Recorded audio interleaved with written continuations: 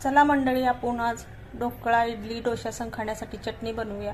एक आल्याचा तुकडा घेतलाय, पुदिना घेतलाय, कोथिंबीर घेतलाय, 4-5 कढीपत्त्याची पानं घेतले, 2 मिरच्या घेतल्या, त्या खोबऱ्याचं काप करून घेतलेत, वरल्या नारळाचं, आणि डाळ घेतले मी। सर्व मिक्सरच्या भांड्यात घालूया। चवीपुरतं मीठ घालूया, थोडीशी साखर घालूया, 1-2-3 चमचा पण दही घालूया। आंबट तिखट गोड चटणी बनवून घेऊया। अशा पद्धतीने मिक्सरमधून बारीक पेस्ट चांगली बनवून घ्यायची। आता वाटीत काढून घेऊया।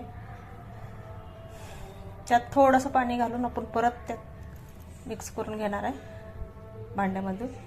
आता इकडे तडक्या पॅनमध्ये मी तडका द्यायला मोहरी घालून तेलात थोडीशी 4-5 कढीपत्त्याची पानं, 1 लाल मिरची घातली, हिंग घातला आणि तडका दिलाय चटणीला। ही चटणी अप्रतिम लागते। तुम्ही ढोकळ्यासंग, इडली संग, डोशासंग खाऊ शकताय।